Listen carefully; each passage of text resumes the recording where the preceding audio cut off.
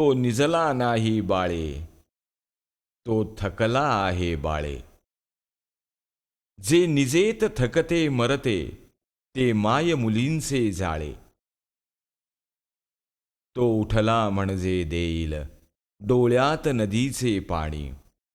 तो उठला म्हणजे देईल डोळ्यात नदीचे पाणी. तू आवर सावर करता फिरशील पुन्हा अनवाणी.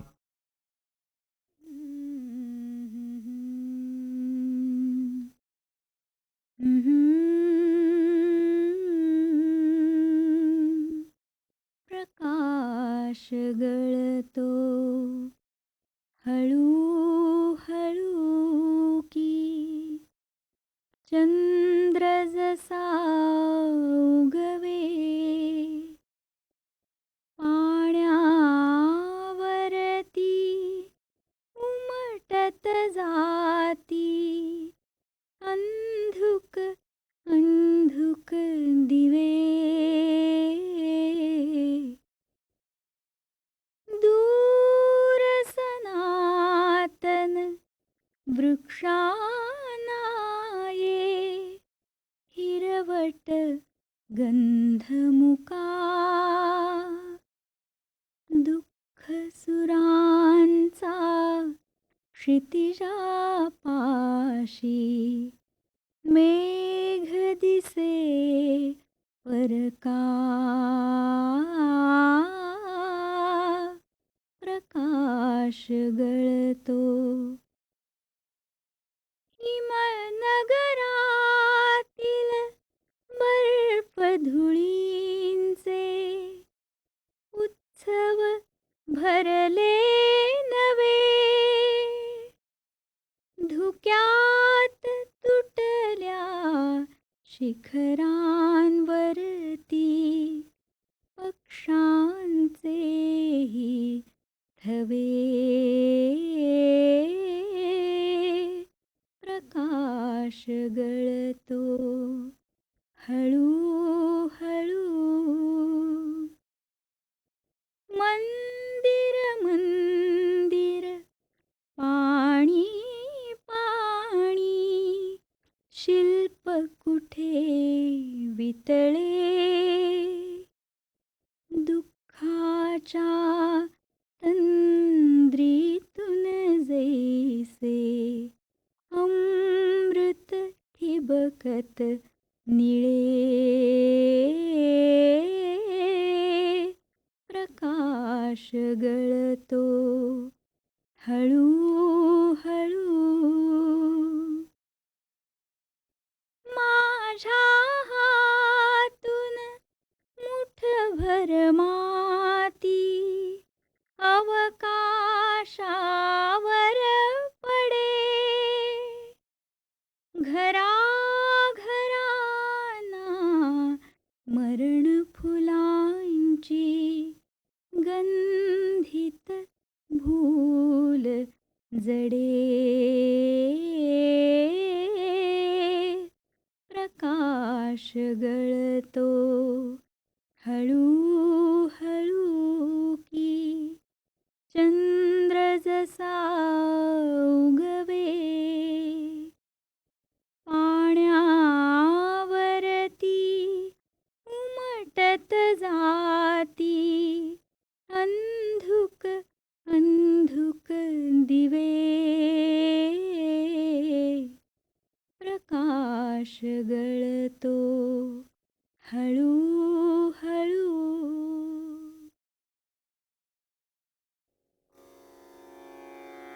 मितवा चालत असताना मी ग्रेसच्या एका इंग्रजी वाक्यापाशी शहारून थबकलो.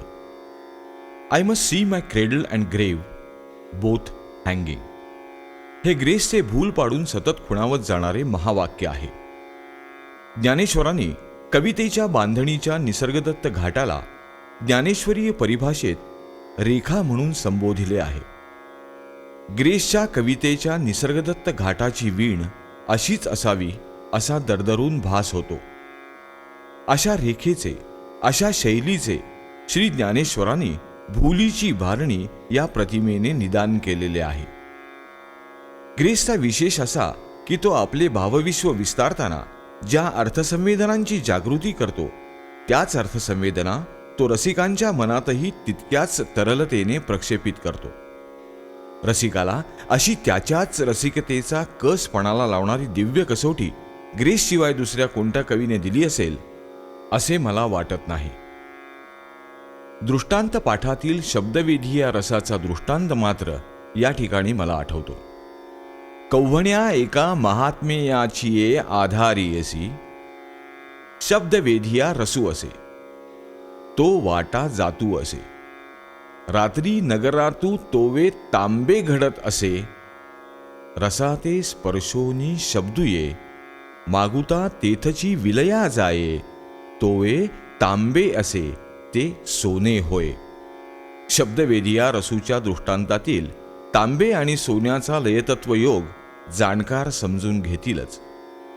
आपल्या रसिकतेला ग्रेसने आस्वाद योगाचे जे एक अलिखित परिमाण दिलेले असते, त्यामुळे या प्रदेशात विखुरलेली अनेक रहस्यशरणे आपल्या समोर येऊन उभी ठाकतात. या रहस्यशरणांची लिपी समजावून घेण्याचा एक अपूर्व योग संध्या सूक्तांच्या यात्रिकात येऊन उभा झाला आहे. इथे ग्रेसच्या भावविश्वाचे नियमन करणारी मूल्यगर्भ जाणीव जर आपण समजावून घेतली नाही तर कदाचित आपण या आस्वाद योगात अडखळून पडू शकू. या जाणीवेचे सूत्र ग्रेसनेच मांडलेले आहे आणि तरीही भुलीच्या भारणीतील रहस्य शरणांची ही द्विदल दैवी लिपी पुरेशी उलगडत नाही. त्यासाठी ग्रेसने कोठेतरी उच्चारलेल्या स्वगतातील हे एक अवतरण. सुमित्रेच्या नावाने फोडलेला हा कपिलपंथाचा हंबरडा मी अवघा 5 वर्षाचा असताना माझ्या कंठातून उद्गार होऊन बाहेर पडला. या यात्रेतील आदिमायेच्या शोधात ग्रेसला त्यांच्या पंथविराम राहुटीत चित्रकर्ती शुभा गोखले यांनी अत्यंत हळुवारपणे संयमाने प्रश्नाभिमुख करण्याचा प्रयत्न केला आहे. तर ग्रेसचा हा काव्यतत्वबोध जाणीवपूर्वक आत्मसात करून रांगोळी टिम्मांच्या कहाणीत प्रसिद्ध मानसोपचार तज्ज्ञ डॉक्टर नंदकुमार मुलमुले यांनी अति हळुवारपण चित्ता आणून या ग्रेस यांच्या आविष्कारातूरतेला चित्रकर्ती शुभा गोखले यांच्या स्टुडिओत उद्दीपना दिली आहे. प्रख्यात पाश्चात्य कवी जर्मन कवी रिल्केनं सॉलिट्यूडचा म्हणजे एकांतवासाचा क्रिएटिव्हिटीशी म्हणजे निर्मितीशी एक संबंध अधोरेखित केलेला आहे. तर मला असं विचारायचं आहे की तुमच्या निर्मितीसाठी या एकांतवासाचा किंवा एकांताचा कितपत उपयोग होतो तो तुम्ही तुमच्यावर त्या निर्मितीसाठी लादून घेतलेला आहे का? डॉक्टर, आपण मला जो आत्ता प्रश्न विचारलेला आहे तो तळागाळाचा नसून माझ्या दृष्टीने तळामुळाचा प्रश्न आहे. माझ्या कवितेची त्वचा ज्यावेळी मी उसवण्याचा प्रयत्न करतो आणि आतली अतींद्रिय स्वभा जी आहे तिला निरखून पाहण्याचा ज्यावेळेला मी प्रयत्न करतो त्यावेळेला एकांत, एकाकीपणा आणि एकटेपणा ही त्रिवेणी मला दिसू लागते. पण एवढे बोलून काही या कवितेची बेसरबिंदी आपल्याला नाकातून काढता येणार नाही किंवा नाकातील डंखाच्या मोरणीपासून तर माझ्या हाडाच्या छातीवर रुळणाऱ्या चिमुकल्या रुद्राक्षाच्या माळेपर्यंतचाही प्रवास मला करता येणार नाही. त्याचे कारण स्पष्ट आहे की निर्मितीच्या अवस्थेत असतानाची माझी अवस्था आणि मला असा क्षणभर भास होतो की मी निर्मितीच्या अवस्थेतून पुरेपूर बाहेर आलेलो आहे आणि आता मी निर्मितीकडे, स्वतःच्या निर्मितीकडे तटस्थपणे पाहतोय. पण हा भासच असतो. माझ्या दृष्टीने एक अधोरेखित करण्यासारखी गोष्ट या ठिकाणी मला जाणवते आहे की माझी निर्मितीतील अवस्था आणि नंतर स्वतःच्या निर्मितीचा आस्वाद घेताना होणारी अवस्था ही एकाच अवस्थेची 2 टोके आहेत. त्यामुळे मला खरी गंमत तर अशी आहे की मी माझ्या कवितेचं मूल्यमापन करण्यासाठी बसलो आहे. That is none of my business. Here I have come not to display but to release my self for my own sake. त्यावेळी मला असं वाटते की माझ्या 2 कविता आहेत. एका कवितेचे शीर्षक, खरं तर माझं पुस्तक तथाकथित कवितांचं असो की ते कसलेही असो त्याची सुरुवात मुखपृष्ठापासूनच होत असते, त्याच्या चित्रापासून होत असते. त्याच्या प्रत्येक पेपर बांधणीपासून, त्याच्या अक्षरापासून, त्याच्या मांडणीपासून कवितेच्या लयाचा परिसर आपोआप साकारत असतो. याचा गैरसमज आपण करू नये की मी माझ्या कवितेला या परिसराचे गोंदण देत असतो. नव्हे, एखाद्या सजीव गर्भालाच आपोआप अवयव फुटत जावे त्याप्रमाणे हा परिसर आहे. तो कुठल्याही प्रकारची शृंगारबाजी किंवा आतषबाजी करण्यासाठी येतो असे नाही. म्हणून एकांत कृष्ण नावाची माझी एक कविता आहे. त्या शीर्षकाकडे आपण थोडे काळजीपूर्वक पहा. एकांत कृष्ण. एकांत कृष्ण असा नाही आहे, एकच शब्द तो केलेला आहे. आणि त्यावर आलेली कविता सुद्धा त्याच क्रमाने ती आलेली आहे. म्हणून मी त्याला महिरप म्हणत नाही, त्याला शृंगार म्हणत नाही. असले तर बरे वाईट ते त्या कवितेचे अखंड अवयव आहेत. Burns of the silver bells are already pointed out. चांदीच्या पोळण्याच्या जखमांचा उल्लेख आहे, त्याला मी बर्न्स म्हटलेला आहे.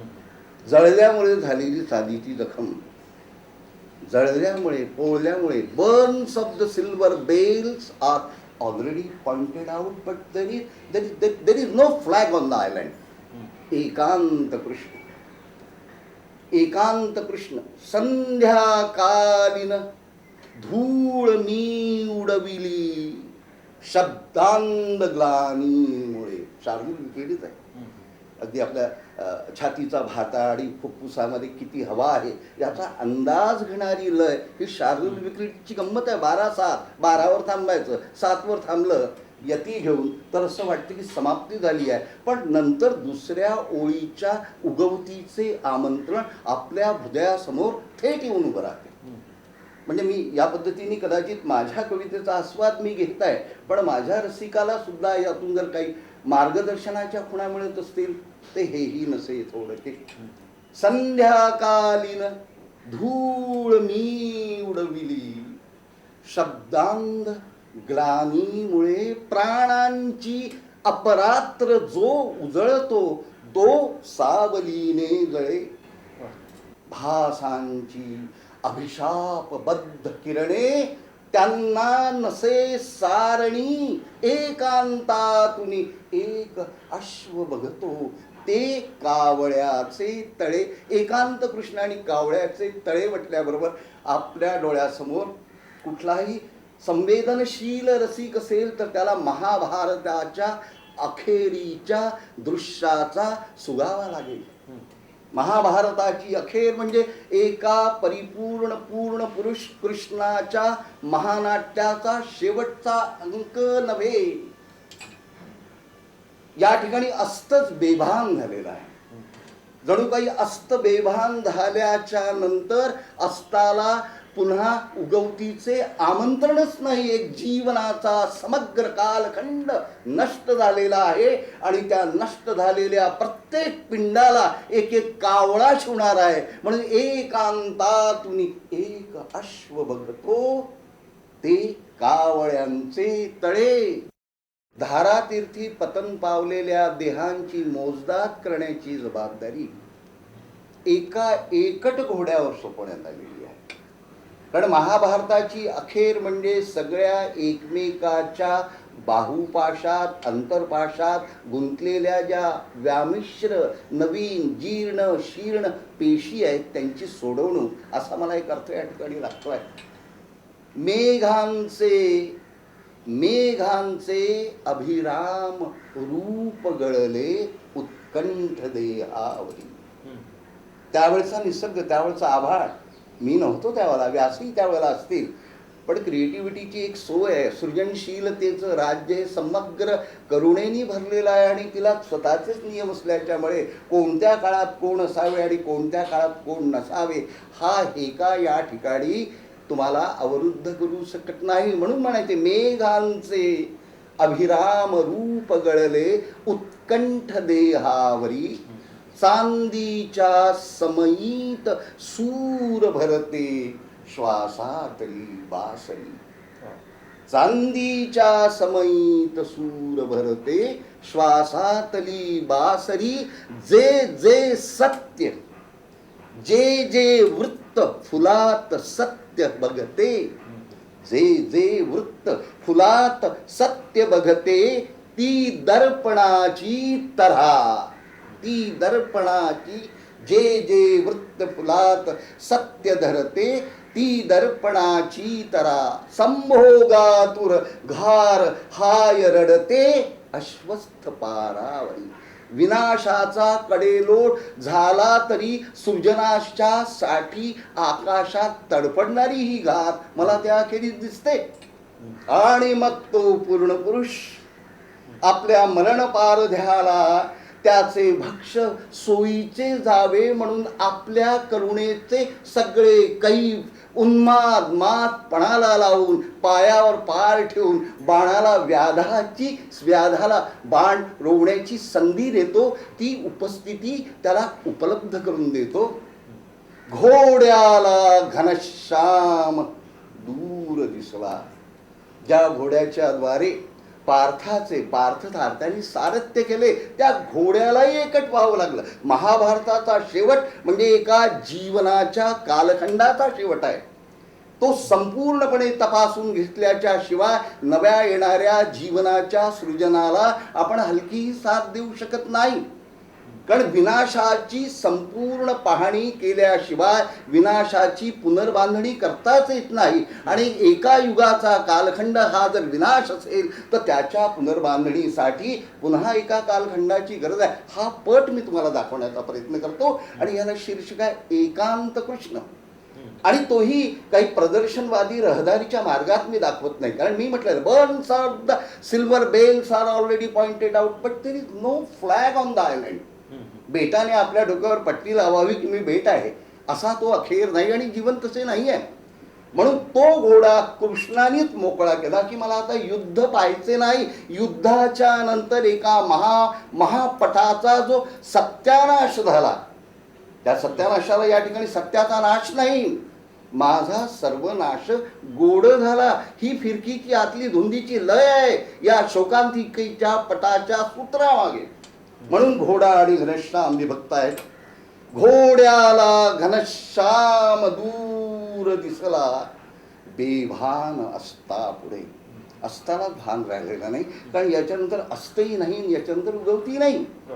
घोड्याला घनश्याम दूर दिसला, बेभान असता पुढे. तरी प्रश्न आहे, अंतरनाद मुळात गूढ असती, जे भासती ते तडे. आता पूर्ण पुरुष कृष्णाला हे कोण सांगत असणार? पूर्ण पुरुष कृष्णाची समज. घोड्याला घनश्याम दूर दिसला, बेभान असता पुढे. कारण अंतरनाद मुळात गूढ असती. अभंग, गूढ म्हणजे या ठिकाणी मिस्टिक नव्हे. अंतरनाद मुळात गूढ दिसती, जे भासती ते तडे. ये रे सुनसान भव्य पुरुषा. कोण करत असेल? व्यासे सगळे गेले, द्रौपदी नाही, कोणी नाही. ज्या द्रौपदीचा कृष्णाला आधार होता. फार धक्कादायक पण गोड विधान आहे मात्र. पूर्ण पुरुष द्रौपदीच्या तिच्या अभंग स्त्रीत्वाचा आधार होता. म्हणून मीच म्हटलं ना, वस्त्रात द्रौपदीच्याही तो कृष्ण नागडा होता. आणि तोच कृष्ण घोड्याला घनश्याम दूर दिसला, बेभान असता पुढे. अंतरनाद मुळात गूढ असती, जे भासती ते तडे. माझ्यासारखा छोटा कवी पण सृजनशील. I am small but I am not less mister Mulmule. I am small.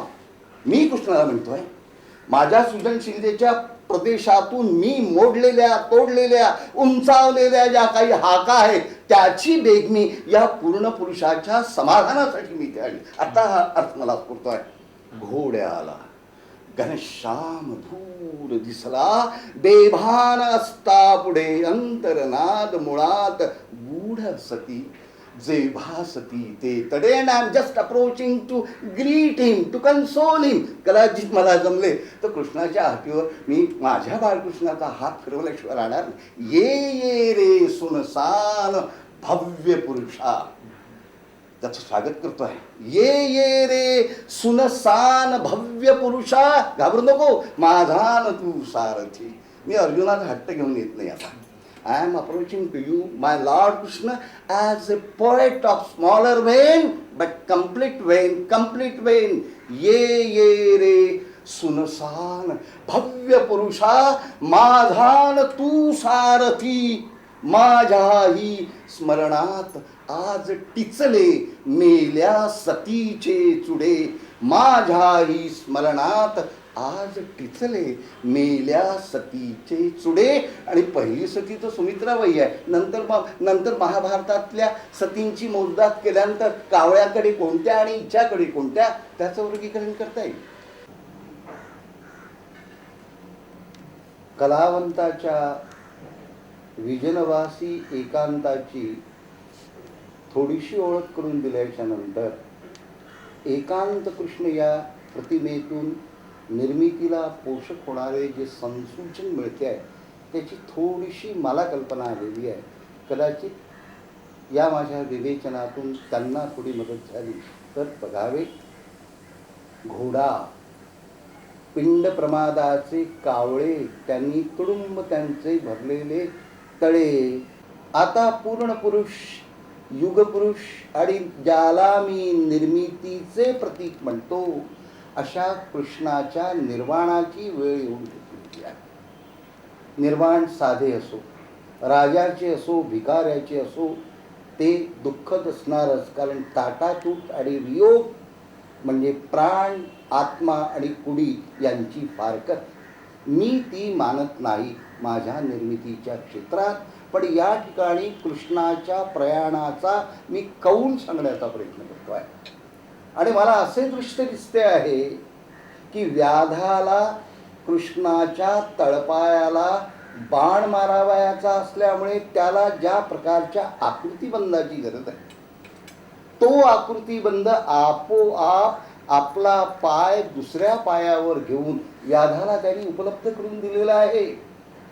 कदाचित कृष्ण असे तर म्हणत नसेल, माझे लबाड पाखरू, माझे लबाड पाखरू तुझा पारधी शहाणा, माझे लबाड पाखरू तुझा पारधी शहाणा. युद्ध लादून कृष्णाला करी जोगी आमचा राणा, करी जोगी आमचा राणा. आणि हा जोगियांचा राणा, सम्राट, राजा असलेला कृष्ण हा एकांत स्वरूपात आपण पाहिलेला आहे. आता याच्या अंतरंगातील कृष्ण एकांताकडे आपण वळूया. ज्या लोनलीनेसमधून, ज्या एकाकीपणातून सृजनाचा हा प्रवास झाला आहे, या प्रक्रियेतील एकट होण्याची, निर्मात्याची प्रक्रिया आपल्याला या ठिकाणी पाहायला मिळेल. म्हणून प्रारंभीच या कवितेच्या एक उद्घोष आहे. Oh my destructive shepherd, don't increase my speed in the compassionate trance of twilight. Don't increase my speed in the compassionate trance of twilight. तिच्या अंगणातील प्राजक्त बंदी, तरी सत्य भामे ढळे तोलका. त्यांनी निवाडा करून दिला. फुले का गळती शेजारी, वृक्ष तू घे, फुले तिला दे. फुले ती घेत नसेल, मग एकीला मूळ मिळालं, दुसरीला फुले. पण त्या बायका दोन्ही याला अखंडपणाची ही झुंज आहे. प्रारंभी आपल्याला हा सवती मत्सर वाटतो. त्याचा प्रारंभ हा सवती मत्सरात असला तरी प्रत्येकाला मूळ, झाड, फुले, सगळ्या शाखांचा एक एक अवयव तोडून कुठल्याही किरकिऱ्या पिंडाचे या ठिकाणी सांत्वन करता येतच नाही. म्हणून या कृष्ण एकांताची चौकशी कशी केली? तिच्या अंगणातील प्राजक्त बंदी, तरी सत्य भामे ढळे तोलका. तिच्या अंगणातील प्राजक्त बंदी, तरी सत्य भामे ढळे तोलका. झाडाप्रमाणे असे झाड हेही, झाडाप्रमाणे असे झाड हेही, असे सांगते ती तरी हुंदका, असे सांगते ती तरी हुंदका. इथे बासरीच्या गडे आतड्याला, इथे बासरीच्या गडे आतड्याला, हवा चंदनी लाकडाची नवी. इथे बासरीच्या गडे आतड्याला, हवा चंदनी लाकडाची नवी. तुला रुक्मिणी का फुले वेचताना सुगंधातही भेटते वाळवी. तुला रुक्मिणी का फुले वेचताना सुगंधातही भेटते वाळवी. संहार आता करा यादवांचा. सवतीची मत्सर भांडणं मिटवताना एकदम टोकाची भूमिका पूर्ण पुरुषांनी घेतलेली आहे. संहार आता करा यादवांचा, जुनी राजधानी रिकामी करा. संहार आता करा यादवांचा, जुनी राजधानी रिकामी करा. रथाला कुणी अश्व देऊ नका, शिरच्छेद माझे कसेही करा. कृष्ण म्हणतोय, कारण वैराण आयुष्य झाले तरीही, वैराण आयुष्य झाले तरीही फुलांना कधी बोल देऊ नये. मी बांधिलेल्या उन्हाळी घरांच्या गवाक्षातला चंद्र झाकू नये. नको धाक घालू, नको हाक तोडू. नको धाक घालू, नको हाक तोलू. इलाख्यातली गुप्त झाली नदी. निजेच्या भयाने जसा शुभ्र होतो, खुनाच्या कटातूनही गारदी. तिथे कृष्ण एकांत देठात प्राजक्त. फुलात नाही, तिथे कृष्ण कधी मुळात आहे. Base base. तिथे कृष्ण एकांत देठात प्राजक्त. राधेस हा रंग येतो तसा. भांडण नाही, मला पारिजात मागत नाही काही. आणि तिने जर कृष्णाने तिच्यावर काही गडबड करण्याचा प्रयत्न केला असता तर मुस्काटात एक दिली असती. गवळ्याच्या पोरा त्या तुझ्या दोन राण्या आहेत, त्यांची गाल सुजवून येईल. तिथे कृष्ण एकांत देठात प्राजक्त.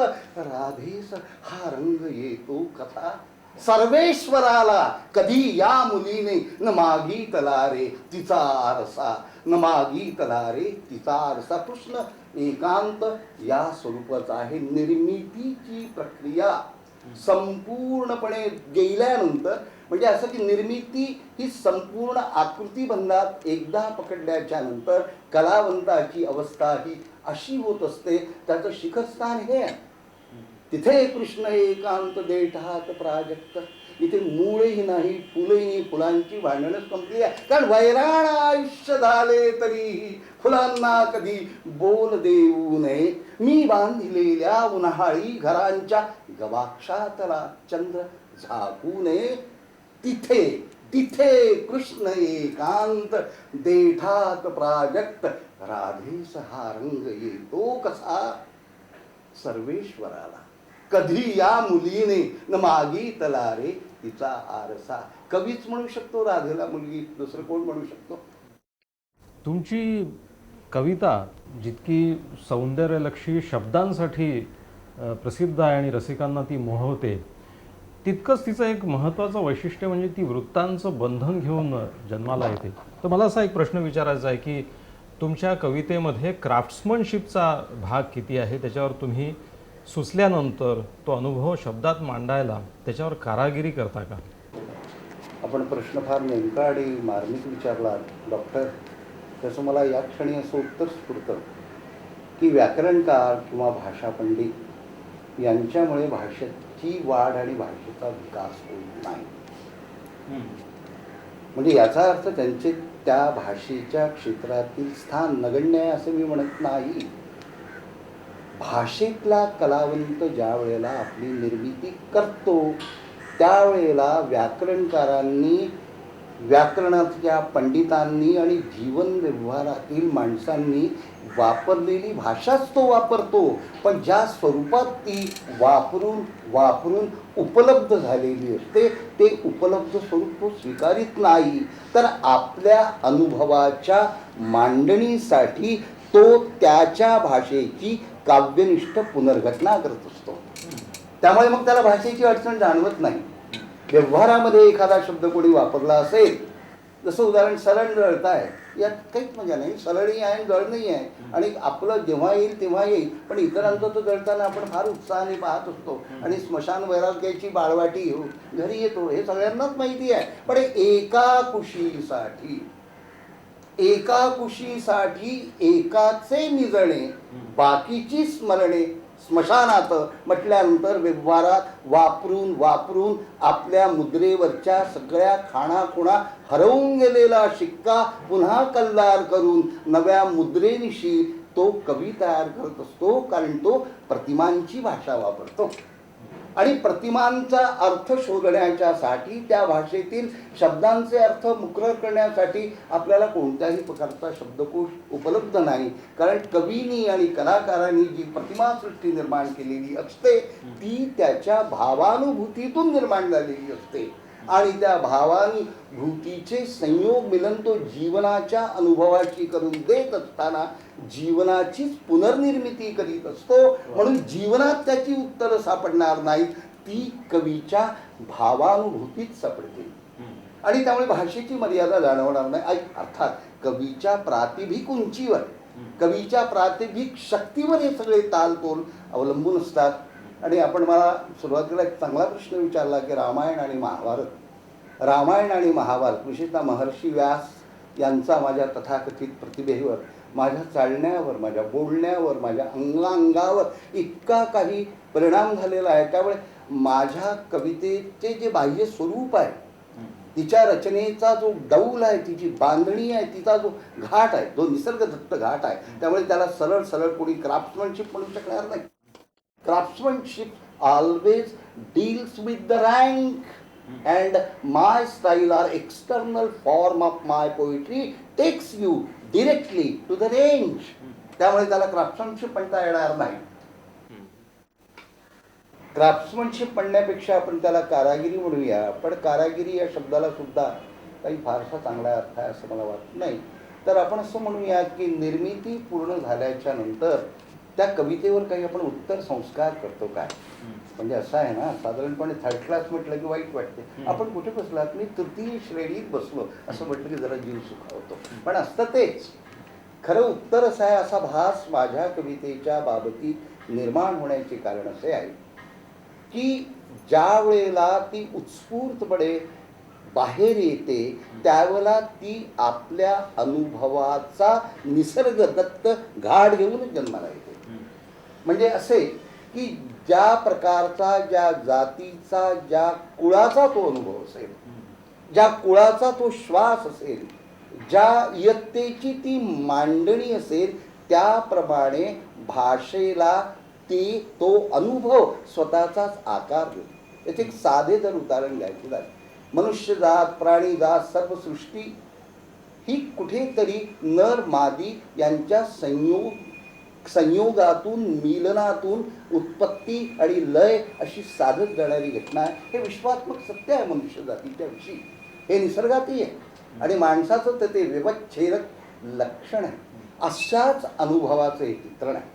त्यामुळे प्रत्येक हातच्या घाकणाला आरसा देण्यास, सृजनाच्या मिलनाचा किंवा बीज पेरणीचा अनुभव नर आणि मादी यांच्या शारीरिक संमिलनाचा अनुभव आहे. अंगोअंगी पाजळले केशराचे दिवे, अंगोअंगी पाजळले केशराचे दिवे, अंधारात दिसे गाव तृष्णेकाठी नव्हे.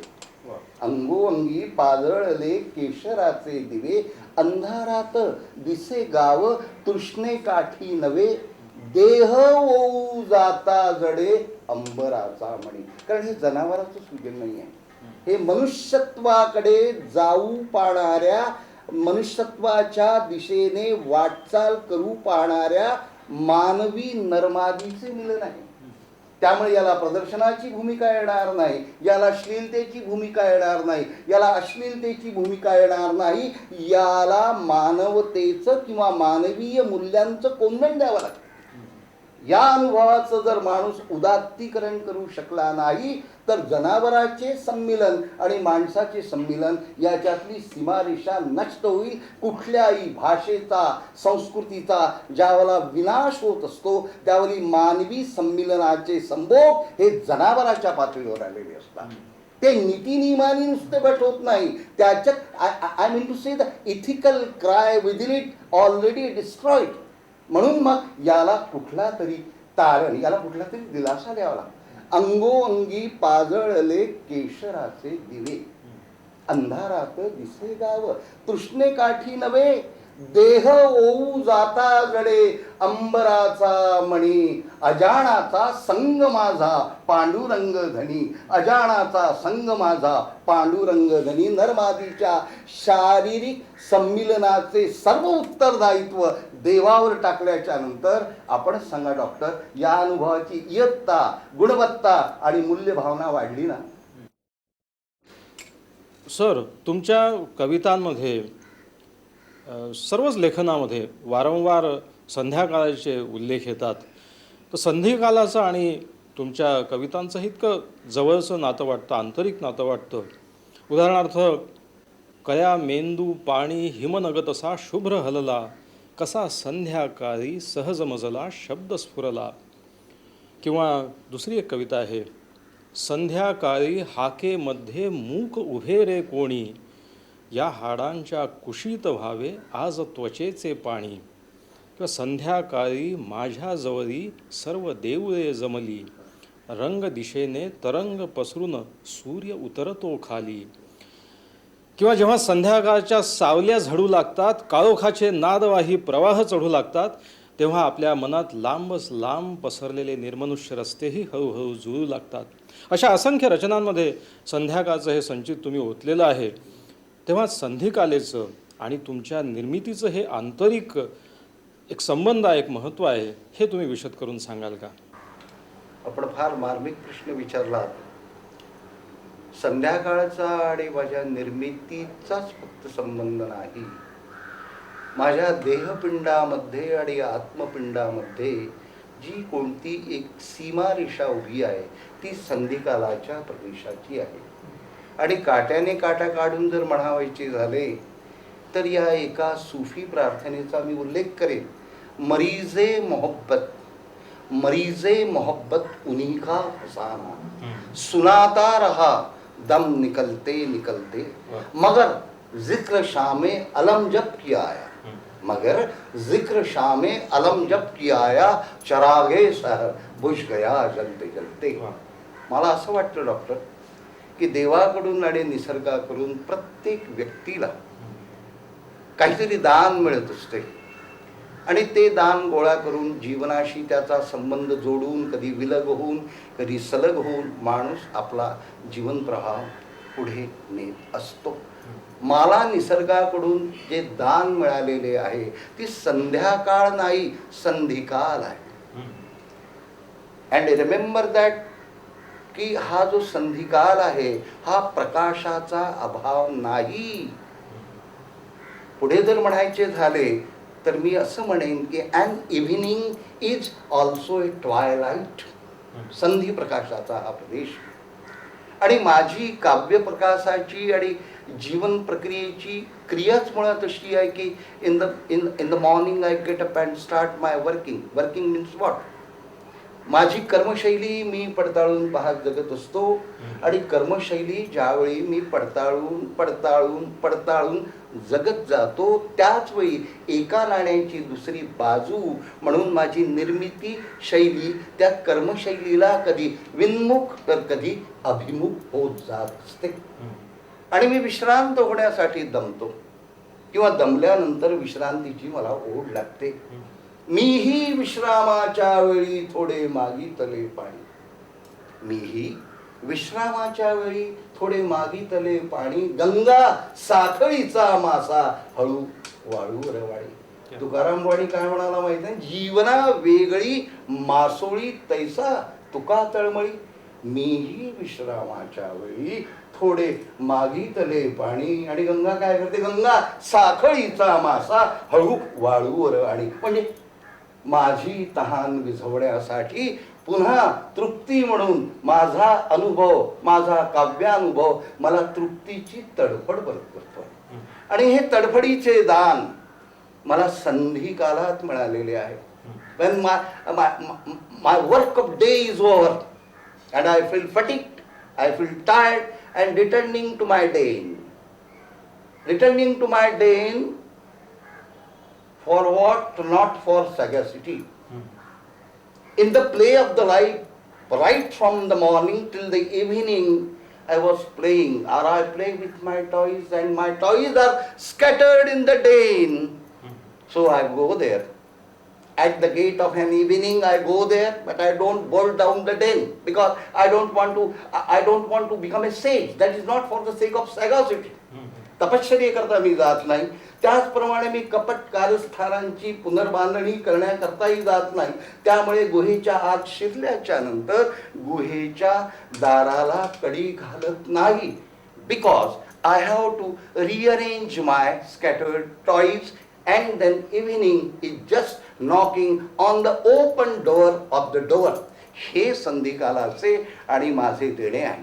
माझ्या तथाकथित गद्यलेखनात असो, माझ्या तथाकथित कवितेत असो, माझी आविष्कार प्रधानता झेलणाऱ्या 22, 25, 30, 32 वर्षापासूनचे कोवळे विद्यार्थी आणि कोवळ्या मेंदूंबरोबर असो, माझा आविष्कार हा सुद्धा माझ्या निर्मितीच्या उमाळ्यातून जन्माला आलेला एक भाग आहे. I am thankful to my God that he had fixed up myself in such a profession that which is an internal unit of my creativity. तर संधिकालाचा माझा संबंध माझ्या निर्मिती विश्वापासून, जीवनक्रमापासून आणि परमेश्वर मला जेवढे क्षण आणखी देणार आहे तोपर्यंत अतूट राहणार आहे. त्याची नाळ मात्र मी सुमित्राबाईपासून तोडलेली नाही. त्याची नाळ माझ्या आदिम तत्वाशी. Well, doctor, I would like to point out one very important thing about me. मी प्राचीन काव्य पुरुष आहे. I'm an ancient man belonging to your modern time. Shake hand with your modern times, doctor. आणि त्यामुळे एकाच वेळेला प्राचीन सभ्यता, प्राचीन आविष्कार शैली यातून मी जेव्हा जेव्हा व्यक्त होतो त्यावेळेला शृंगार म्हणून सगळे परिवेश जे असतात, माझे नेपथ्य कवितेचे जे असते ते मात्र तुमच्या काळाचे असते. त्यामुळे मी तुमच्या काळातही वावरतो आणि त्या काळाला बांडगुळ वजा उपरा वाटत नाही. प्राचीन काळाची तर गोष्टच सोडावं doctor, because I am an ancient man belonging to the ancient times, but my karma shaili is working in your times. Marathi एकूणच साहित्याचा प्रवाह जर आपण बघितला तर असं दिसतं की तुमच्या संपूर्ण रचनांच्या संदर्भामध्ये मराठीमध्ये 2 ठळक नावं दिसतात. ते म्हणजे आरती प्रभू, चित्रम खानोलकर आणि जी ए कुलकर्णी. त्यांचं कथाविश्व असो किंवा आरती प्रभूंच्या रचना असो आणि तुमच्या रचना याच्यामध्ये एक आंतरिक नाळ बांधलेली दिसते दोन्ही सगळ्या रचनांमध्ये. आणि खास करून असं म्हणतात की जी ए आणि तुमच्यामध्ये अखंड 30 वर्ष एक पत्रमैत्रीचा सेतू बांधला गेला होता, जरी कधीही तुमची प्रत्यक्ष भेट झाली नसली तरी. याविषयी तुम्ही काही सांगाल का? I would like to ask you one question. Whether doctor you have thrown a poison or a scent on my ancient 2 wounds. माझ्या निर्मिती विश्वात ज्या 2 प्राचीन अजरामर जखमा झालेल्या आहेत त्याच्यावर आपण गुलाब पाणी शिंपडता की तेजाब. ये मर्तबा बुलंद मिला जिसको मिल गया. ये मर्तबा बुलंद मिला जिसको मिल गया, हर मुद्दई के वास्ते दारो रसन नहीं.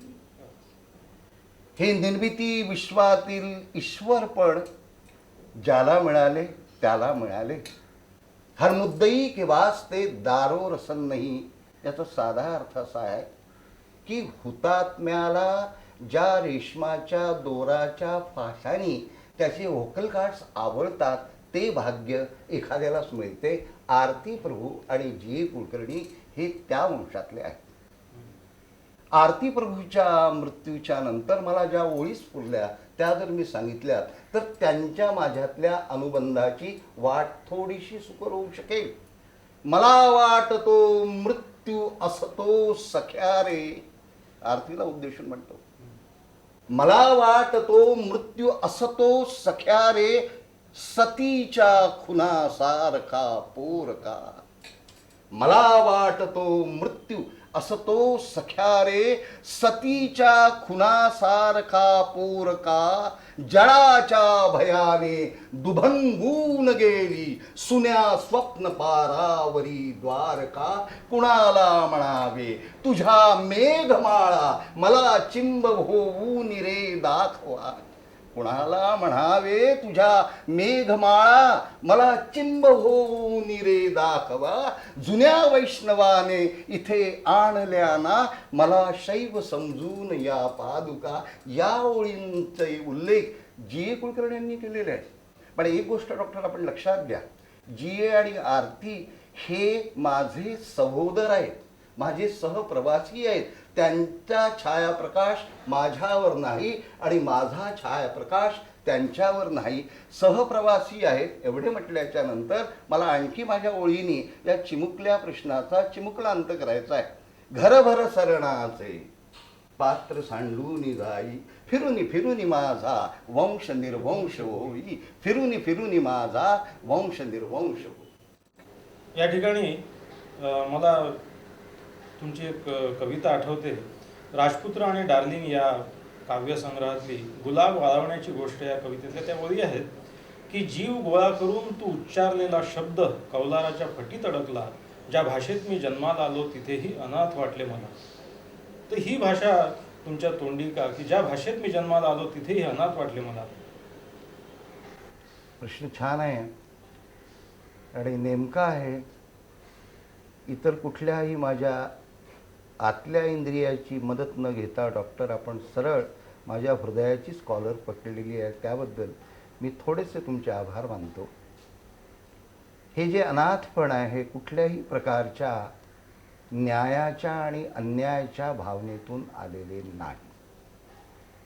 मराठी भाषेत माय मराठीत मी जो स्वतः एक चंद्रमाधवीचा प्रदेश उभा केलेला आहे, त्या चंद्रमाधवीच्या प्रदेशातील माझ्या काव्यगत पात्रांना, काव्यनिष्ठ पात्रांना किंवा संध्यामग्न पुरुषाच्या लक्षणातील चंद्रमाधवीचे जे प्रदेश अवतरलेले आहेत त्यातीलही कुठल्या पात्रावर, व्यक्तीवर झालेला अन्याय आणि दूर करण्याच्यासाठी मी माझ्या अनाथपणाला वेठीस ठरलेले नाही.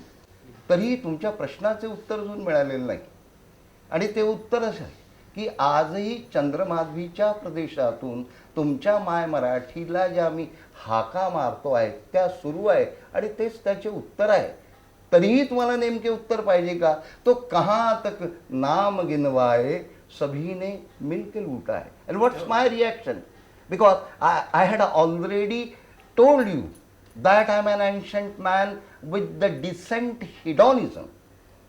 द्वैती असल्यामुळे भोगवाद आला आहे, पण हा चंगळवाद नाही. माझा काव्यानुभव इज अ डिसेंट हेडॉनिझम असं म्हटलेलं आहे आणि तरी सुद्धा हा न्याय आणि अन्याय झाला असेल असे समज. But doctor, don't forget one important point while answering this question. I am not fighting for share. I am fighting for a theme. And which is my theme? My theme is all the mirrors have been shattered by the dashings of the grotesque images. That's why I feel orphan. Not insecure. Orphan. माझा वाली कोणी नाही, कोणी त्राता नाही. आरती प्रभूवर अन्याय झाला असेल, जी कुलकर्णीवर अन्याय झाला असेल, स्पष्ट जर बोलावायचे झाले तर एखाद्या व्यासपीठावरून आपण असे म्हणता की गेल्या 100 वर्षात या तोडीचा तर सोडा जोडीचाही गद्यलेखक जी कुलकर्णी एवढा निर्माण झाला नाही आणि मूल्यमापनाचे सगळे वाटे पैशाचे, दुपट्ट्याचे, फेट्यांचे त्या माणसाकडे किंवा धारवाडच्या दिशेकडे कोणी जात नाही. हे जे अनाथपण जी कुलकर्णीला वाटलं असेल, हे जे अनाथपण त्या आरती प्रभूला वाटलं असेल, त्याचे प्रतिनिधित्व मी करतो. I am not fighting for passion. हे घडतं. त्यामुळे आपल्या अभिरुचीचे पोत तपासण्याची गरज आहे की खरंच आपलं आरती प्रभूवर प्रेम आहे का? ये रे घना असं आपण खरंच गुणगुणतो काय? काजळ माया खरोखर आपण डोळ्यातल्या काजळाप्रमाणे वापरतो की काजळ मायेतून षड्रिपूचा महाकव्याच्या पटार उभा करणारा, जबरदस्त देखावा निर्माण करणाऱ्या या महान गद्यलेखक जे कुलकर्णी वाटतो. मग त्याच्या हृदयाला सोसेल, त्याच्या निर्मितीला पूरक होईल असे सांस्कृतिक आणि वाङ्मयीन वातावरण कोण तयार करेल? जीएने धारवाड सोडावे लागले आर्थिक परिस्थितीसाठी. एक प्रचंड वृक्षाला मुळासकट उचलून तुम्ही पुण्यात रुजवले, ती रुजवण त्यांना रुजली नाही आणि त्यांनी प्राण सोडला आणि तुम्ही नाव बदनाम केले कॅन्सर रोगाचे. तुम्हाला का नाही होत कॅन्सर?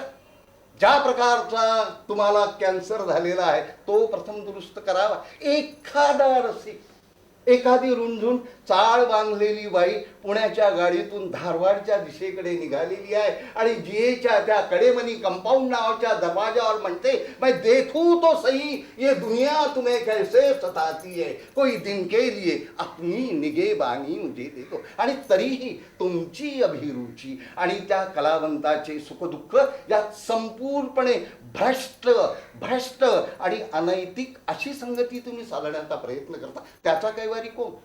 त्याचा कैवारी कोण? बोरिस पास्टरनाकला तुम्ही म्हणता की एक तर नोबेल पारितोषिक सुकाळ, नाही तर आमचा देश सोड. त्यांनी काय करावं? पण कलावंतांनी जर एखाद्या भाषेवर सूड उगवायचं ठरलं, पास्टरनाकनी काय केलं? त्यानंतर तो बोलला नाही, त्याने लेखन केलं नाही. रशियन भाषेच्या विकासाला त्यांनी शाप दिला कारण त्यांनी लिहिलं नाही. त्यामुळे तरीही तो कलावंत आपल्या निर्मितीच्या आत्म्याची इयत्ता गमावत नाही, म्हणून तो कलावंत. तुम्ही त्याच्या एकाकीपणाचं कौतुक करा. खरंच त्याला वाटत नसेल आपण गुजरीमध्ये जावं, आपण हाटामध्ये जावं, आपण वेटाळामध्ये जावं, आपण रंगीबेरंगी मुलींच्या केसाची वळणं पाहावीत, असं नाही वाटत असेल का? असं पण तुम्ही तो एकांत, ती वाङ्मयीन परिस्थितीच नाही. केशवसुतांनी रांगोळी घालणाऱ्या बाईच्या त्या रांगोळीच्या भोवती परकोट कशाचा केला? स्वस्तिक आणि सुदर्शन चक्राचा. या सौंदर्याकडे जर कोणी वाकडी दृष्ट टाकेल ते सुदर्शन चक्र गरगरत जाऊन त्या डोळे बांधलेल्या वाकड्या दृष्टीची मान कचकन कापून टाकेल. जीए, आरती प्रभू आणि जर आपली परवानगी असेल तर मी आम्हाला असा एकही कैवारी, आम्हाला साहित्य, पण घाबरू नका. कलावंत शाप देत नसतो. He never comes to any society. एका दगडाने दोन पक्षी मारणे हा मारण्याचा भागच नाही. आम्ही काय करणार? एका फांदीवर 3 पक्षी झुलवणार, म्हणजे प्रत्येक पक्षाला असं वाटेल की या फांदीला माझा झोपाळा लागेल. म्हणून मी तुम्हाला म्हटलेलं आहे की all the mirrors have been shattered by the dashings of the grotesque images. Still, I have not given up the mission of polishing the sky. I am not given up the mission of polishing the sky.